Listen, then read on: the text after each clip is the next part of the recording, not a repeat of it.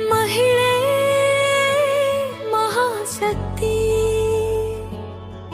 మన గడపలో వెలిగే దీపశక్తి. అడుగేసిన చోటే అసల పంట పుడుతుంది. ఆడపిల్ల నవ్వితే ప్రపంచం పూస్తుంది. సాంతన క్రీడలకు అధినేత్రి, సాహసం చూపే నాయకత్వ దీప్తి. లావణ్య బాధ్యతలకి ప్రతిరూపం, కష్టానికి మరో పేరు. పిల్లల నవ్వుల్లో తన ప్రపంచం చూసే మనసు, లతాన